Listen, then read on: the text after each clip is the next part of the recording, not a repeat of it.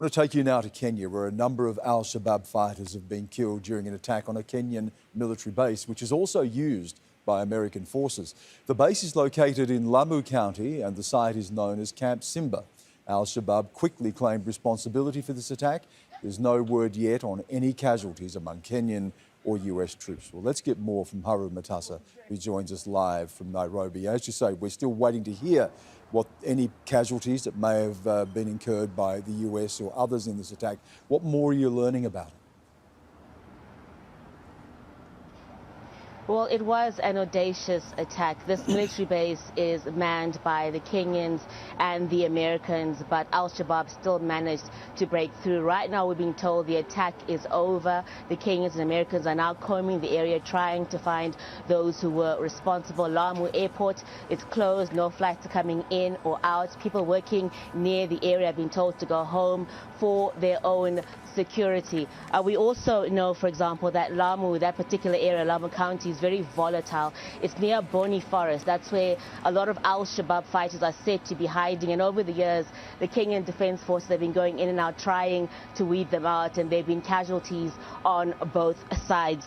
On Thursday, there was an attack on a passenger bus traveling in that area.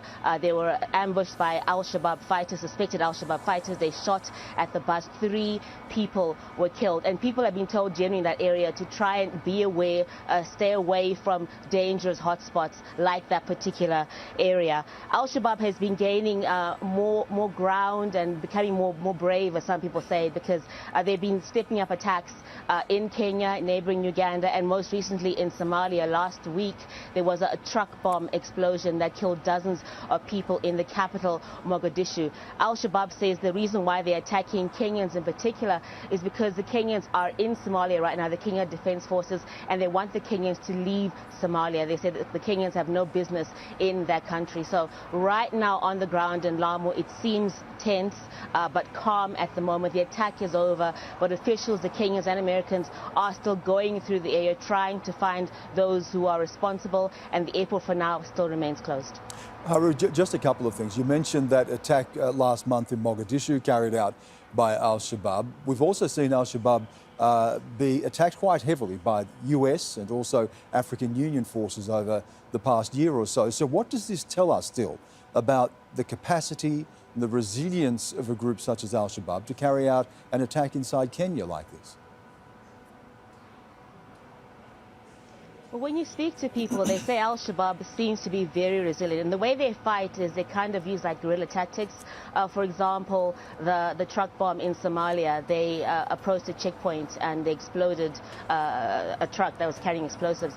And they were wearing civilian clothing. It was a normal looking truck. So security officials couldn't really identify them until it was too late. And that is how they operate. They tend to blend in to the crowd. So it's kind of hard to spot them. And it just shows that the number of they're stepping up. It is harder for Kenyan officials, Somali officials, other people in the region to try and fight them, because every time they try to push them back, they keep coming back and try to launch these attacks. There was an airstrike last week in Somalia. The Americans said they killed a couple of senior Somali officials. They didn't say who it was, but there is an attempt on the ground from foreign forces, the Kenyans and the Somalis, to try and weed out Al-Shabaab, but it's proving very, very difficult. And the fact that they dared to attack this military base in Kenya in the early hours of this morning shows how audacious they are, and it may not be so easy to weed them out, as some analysts are saying. Haru, thank you. Haru Matasa joining us live there from Nairobi. There's much more to discuss about this attack. Matt Bryden is a strategic advisor at Sahan, which is a political think tank covering the Horn of Africa, and he joins us now from Nairobi. It's good to have you with us. Look, I really do need to ask you at the outset here the timing of what we're seeing taking place. We all know what the United States is involved with at the moment with Iran. We need to be careful they're not making a direct link between Al-Shabaab and Iran, because Al-Shabaab is a Sunni group, not necessarily linked to the Shiite Iran. But the timing is interesting. Do you read anything into this? No, I wouldn't read anything into the timing of this attack, principally because putting together an attack of this nature and this audacity would take a lot of planning, a lot of time. And it comes at a moment when Al-Shabaab has been especially active along the Kenyan border making forays into Kenya, as we just heard, attacking a civilian bus in Lamu County less than a week ago. So there have been elements of Al-Shabaab, and principally a subunit called the Jaish Ayman, or Ayman's Army, active in Lamu County for some time now. So this seems to be part of an Al-Shabaab campaign that has been ongoing for a couple of months now to project its influence, its force, both in the border region inside Somalia and into Kenya as well. Now, the United States over the past year has increased its attacks on Al-Shabaab positions inside Somalia. So where is the message being directed here? Is this directed to the United States or also to Kenya, of course, who have contributed troops to the African Union forces inside Somalia? Well, I think the message here is actually the message. And if that sounds a bit like a paradox, this attack is very similar to Al-Shabaab's attack in September on the joint US and Somali military base in Somalia at Baledogle, which received a lot of attention. This appears to be principally an information operation or a psychological warfare operation where Shabaab has sent a small number of fighters to a major military base. They may or may not have caused the destruction that they claim of aircraft and vehicles at the base or outside its perimeter.